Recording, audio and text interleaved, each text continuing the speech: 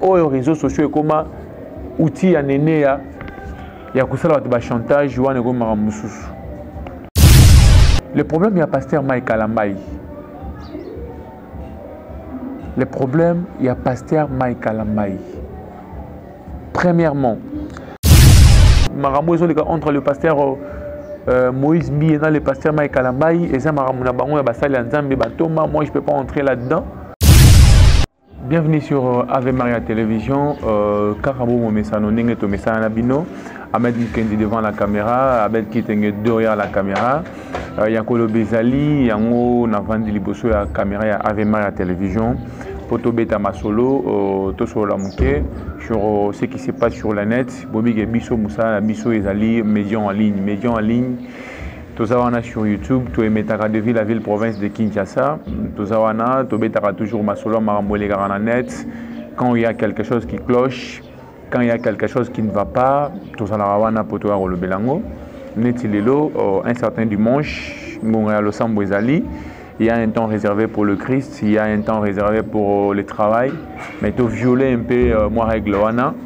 Tu moi Moussala Liboso, tu travailler et puis on va aller à l'église pour Tukumi Sanzambe parce que Sanzambe Moboulou, il y a un problème. On parle de Nzambe parce qu'il y a un problème. Il y a un groupe de gens qui s'attaquent à Basali Nzambe ces derniers temps. Et comme il y a moi, habitude mon boye, surtout Vandi, to la Mouki, tout simbi ba téléphone, tout côté na ba réseaux sociaux, tout le monde a peut-être nudité à Basali Nzambe, baza exposé. Tout le monde a un complot. Il y a des gens qui chroniqueuses, des gens qui chroniqueurs, des complot, il y a des commissaires réseaux sociaux, le lieu de refuge na bango, des commissaires réseaux sociaux, le tribunal. Donc Congo marambo échangea. Au moment là, de quoi ça lieu mabé, au lieu qu'il y ait une instance judiciaire où ils ont approprié pour battre la bino likambo. Si tu te mets à filmer, au banigo réclamer les réseaux sociaux, voilà exemple le pan unangayo boye monsieur Ahmed Moukendiazo menacenga pour le pan unangayi à l'obiaga pire petit à Fati patati patata. Or que il y a des instances judiciaires appropriées oyo bakindarana likambo, tu pars avec ton problème au exposé et puis convoquer muto bozana e basambisibino, c'est lui qui a tort. Condamné, c'est lui qui a raison de quitter. Mais dans le Congo, il y a comme Kiti me baluka 4 me baluka kiste mais Kiti me baluka 4. Réseaux sociaux et comme tribunal. Réseaux sociaux et comme lié pardon. Réseaux sociaux comme lié il y a Rosambi Sabatu. Réseaux sociaux comme lié il y a Rolexaraba bizele na biso ya mabe. Congolais au monde peut-être ba beta mutu masasi bazo filmer. Congolais au monde bana ba buna kulu net dernier on a enregistré la vidéo moi comme virale sur les réseaux sociaux. Il y a bana bana ya école babuna côté à 24 qui a filmé cette scène là. Na bana musuku moi na mo kuto akufi na kati nani a filmé. Réseaux sociaux comme ba basali accident mortel. Soit muto kanga mana courant mon abena muto a eu courage ya ko filmer. Na réseaux sociaux comme so ko ina nzela na moto. Olingo kufa oleba récupérer mon hôpital batu bako mi pesa isusu. Moussala ya filmé AAP général Kasongo a sali opération banga caméra ce qu'on m'a dit que la moto so kumbo m'a filmé dans les réseaux sociaux qui est là dans la police tracasserie routière pour na ba roulage wana nga mo pe na sala ngopé avec l'autorisation générale Kasongo sur moni roulage azo sala ba tracasserie pour bango pe na ba sala ba tracasserie na ba ndenge mo ya osaranate ba oui wa pe ba na système a rolongola bilamba mikolo. Ceux qui vont tracasser, ceux qui boyena bruit, ceux qui mutamoni dans la raison et surtout maniema, boyena ba tracasserie na bino, oyo ba ngomolongo la bilamba. Ba tikali penani. Mais tant que ba oyo ba longo la bilamba, ba taba réseaux sociaux pe ba pemeni. On a mutumo dans la kati akara sali Snapchat à filmer, à exposer en les réseaux sociaux. En fait, mundela sala réseaux sociaux pour na ko aider biso to communiquera. Facebook, YouTube, Instagram, Viber, Imo, quoi que ce soit, WhatsApp, YouTube, tout ça. Et ça va outil à communication au monde de la facilité la tâche. Parce que les bosso, on avait des difficultés à atteindre on a besoin d'un poto. liboso moi je me rappelle to bana okende Angola Foni na pas so na mutu en Angola to ke Foni to sali avis d'appel ba comme la bête qui te avis d'appel ba pesi au rendez-vous mercredi à 12h tout en la Foni Chimley exemple Foni Chimley to solo l'IPA a bête parti nimbongo a petit mbongo la Foni wala kuna ba to Foni au côté ba pesi ngambongo c'est comme ça que ça se passait mais ah mon la facilité de tâche à travers mon téléphone je peux parler avec Queen Nene là na solo na Queen Nene là na Katia Airlines à salinga pe mobile money à tinalinga pe mbongo pe na kena retrait sans qu'elle a passé par Sofricom Western Union ou quoi que ce soit là ba travel ce qui va ni wana pe ba MoneyGram donc directement muto na poto à tinalinga mbongo mon la facilité de tâche mais aux réseaux sociaux comme outil ya Nene ya kusala ba chantage wana ko maramususu. Le problème, il y a pasteur Mike Kalambai. Le problème, il y a pasteur Mike Kalambai. Premièrement, Marambo est sur le canal Madiabou, na bango anangala muto Madiabou, t'es ni communicateur à Madiabou, ni attaché de presse à Madiabou. Moi, il y a un côté en réalité, Makambo est sur le canal Madiabou et Talingati. Ce qui se passe dans Madiabou, bazara rémunéré, bato ba foutre bango na Madiabou, ne ba roya awa. Réellement Madiabou na bango na esali nini qu'est-ce qui se passe na Madiabou dernièrement Maramouya pasteur Cédric mobile la sœur Deborah bon on a que esalaki Maramou entre le pasteur Moïse Bi et le pasteur Mike Kalambai et ça Maramou na bango ya basali nzambe batoma moi je peux pas entrer là-dedans na ebité nini bandaki et soukandeni parce qu'ils sont réellement des amis bango ba ebinenge basala amitié na bango moko ba réalité makambo zo comme la bango na ba Madiabou quoi que ce soit. On a vu le témoignage récent et à pasteur Moïse Bié à l'Obio à Koloba. Tout le monde a fait moi message tweet il y a pasteur Mike Kalambai à l'Obio à Koloba. Mais moi, et là on a vendu les awa et ça nous on a moi si Nénéa. Nénéa kelo. Nénéa. Na tikala on a mutu a profité pour basala ke chantage.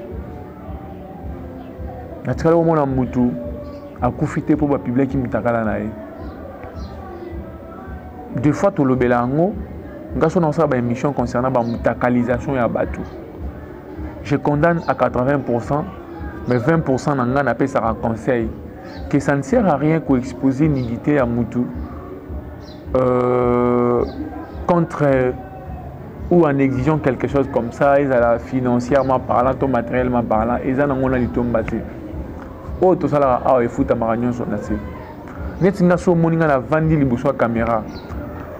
Pour na kolobela mutu mabe, to pour na ko répondre à mutu.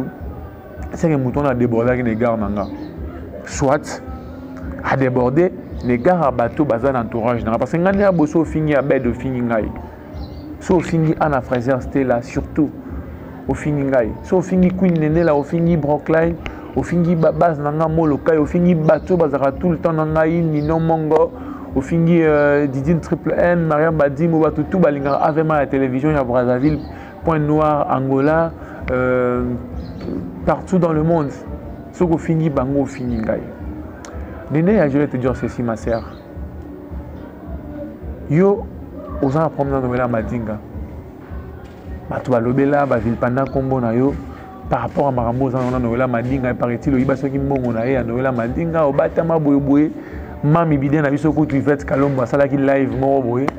A rappelé que Stéphano, moi, là, Stéphano, n'a Michel Bassarana ici, Kamoro. Mami Biden a rappelé qu'il y a une place Yozali, a une place Yobatama, na Monga Fula. Mais jamais à Tikala Koyeb, Noël Madinga, a un rôle pourquoi? Parce que à la poste à quoi tu as conflit la binoté.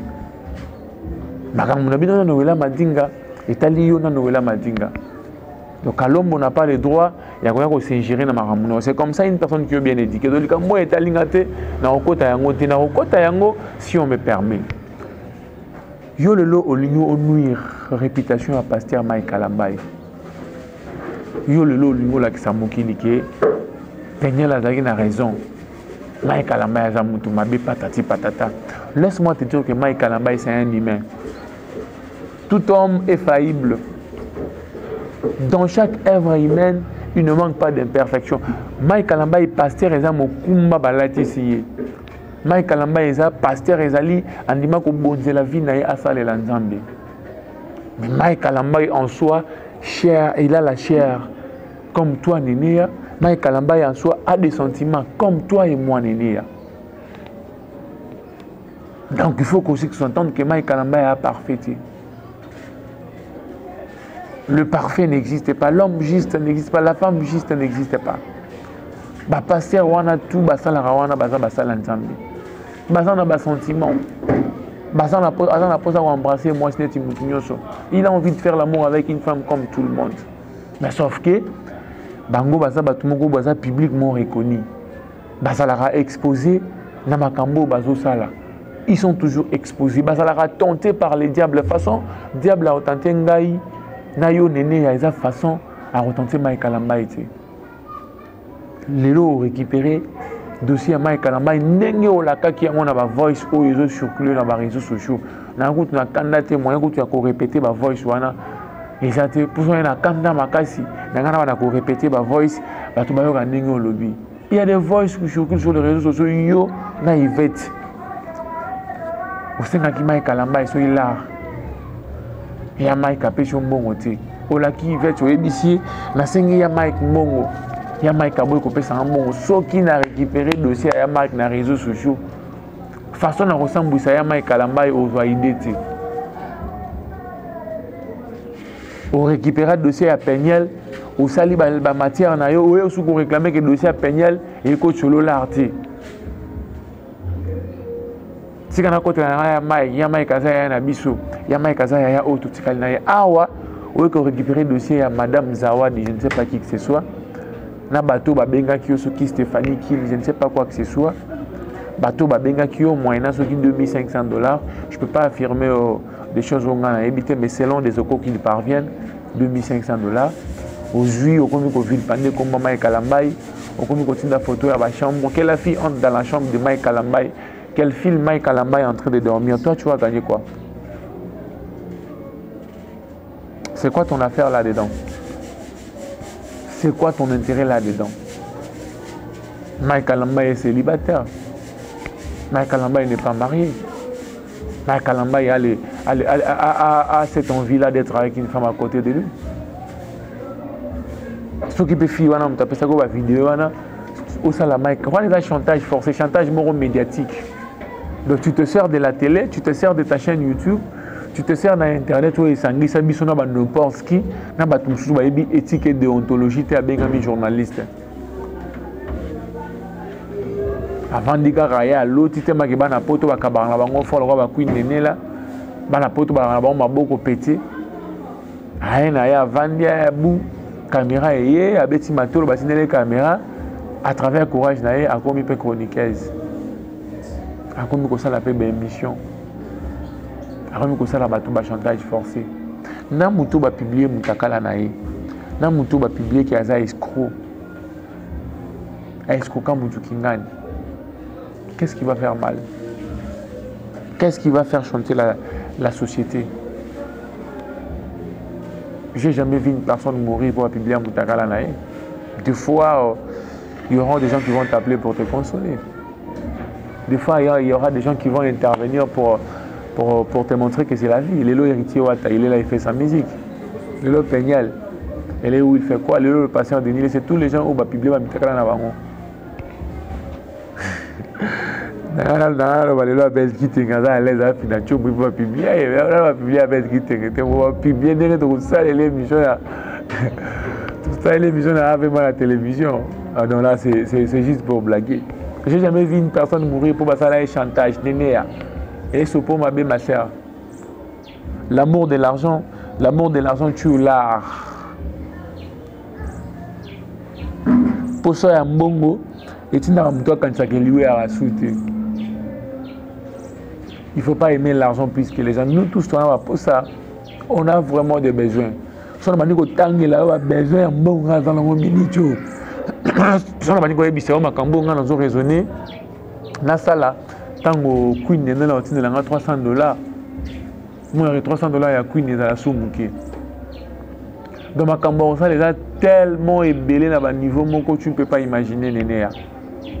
mais ok nango mabe sopa yo Mike Kalamba aza vie na biso aza vie na yo aza vie ya Yvette Kalombo yo na Yvette boa ba pire ça sert à rien autant pour ça combo ya Mike ndenge autant pour ça ngosa ba live quoi $2500 ba pesa ki yo $2500 ba pesa ki yo ici là nango ça va terminer nene et ça bien té et surtout eloko kanaki ko sala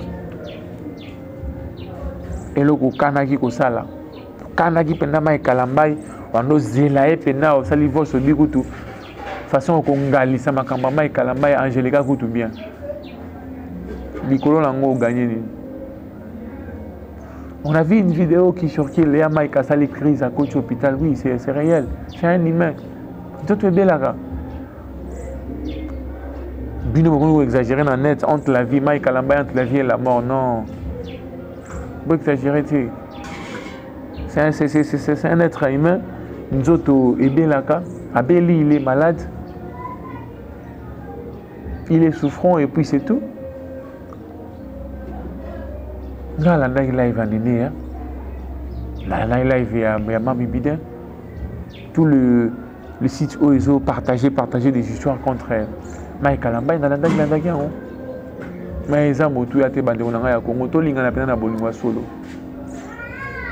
Nini ya soko ça la vidéo mususu to benga ngo bombardement quoi que ce soit bombardé na yo. Si ça s'avère qu'aujourd'hui Mike Kalamba n'est plus, toi tu vas gagner quoi? Comme de beaucoup la Gion, c'est Penel qui va s'occuper de ses enfants. Tout ce qui a jugé Bassal ensemble. Tout ce qui a dit mais dans un conflit à Bassal ensemble. Nous avons créé ma pote pour tout ça vient dans ma campagne. Vient dans ma campagne a créé ma pote pour tout ça ils se sont complot moi pasteur moi a métier dans la limité à ça là qui Moïse et tout ça ça va nous servir derrière tout ça dans les réseaux sociaux.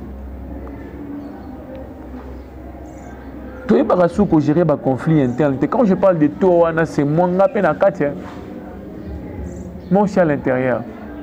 On ne sait pas gérer, on ne sait plus gérer nos conflits internes. Et là, au moins, les alliés, tu gères en interne, tu aussi en interne, sans que tu alerté dans les réseaux sociaux. Sans qu'on vienne faire de bouche sur les réseaux sociaux, patati patata, on gère nos histoires. Mais awa est commandé, awa coûte comment on bangue ça. Na Flamingo boza la souple système chomboga la réception surtout mino bato boye bana en tout cas boza la très souple boza la très souple o tindelanga elo mo WhatsApp na ngai inspiré tindelanga WhatsApp na zander sala ke bandeko yo muto ebi ke ba sentiment sur réjouir au sala ba vidéo ya ba nu ba tacle na chombo na yo peut-être pour mita la nzoto no ndenge en tout cas il faut faire attention. Il faut vraiment faire attention sur ça.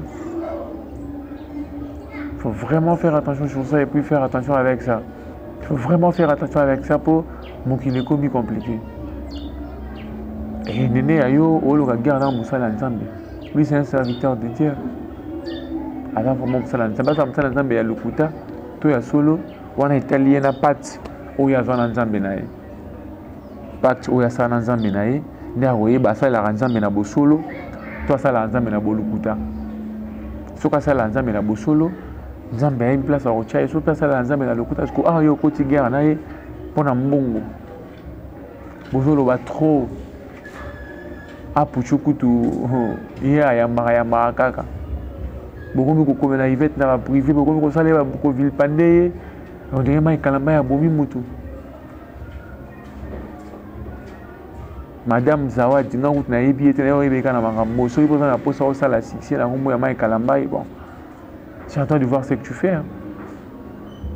Ben, de Gonéné à Mambosa, il se peut fort. Il se peut tellement trop. Mike Kalamba, c'est un type bien fort, assez que moi il sache. Non, la Solan a été, on a physiquement, mais c'est un frère bien fort. Bateau, Bazala, Zalanaï. Ça va témoignage. Alors ça ne sert à rien de au salato au salao pour foutre l'eau au moroté. Bandeko balandi ya Ave Maria Télévision. Et qui moi ngonga mbuke na ngana partager na bino par rapport à dossier Mike Kalamba, il est souffrant. Nzamba obatela e. D'ici là aroyoka na bien. Il va revenir à Kinshasa, il va continuer avec ses activités, il va s'occuper de ses enfants. Ne suivez pas les réseaux sociaux pour nous sa réputation à Batou. Je n'affirme pas ou je ne refuse pas ce qui se passe dans les réseaux sociaux par rapport à Mike Kalambay. Si ce qui est bongo et la vie, il faut savoir toujours pardonner. Il faut savoir que douter na oyo mutuazalité. Il faut savoir que bango baza basala nzambe, bango baza plus exposé que nous. Bango baza plus exposé que bateau tala biso na télévision. C'est différent. Donc je manque de mots à dire.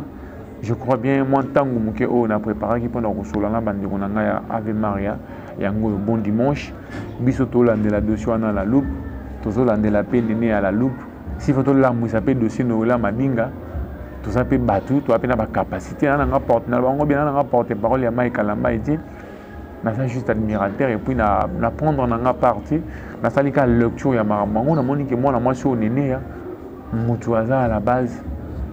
Il y a marqué les tous les réseaux sociaux.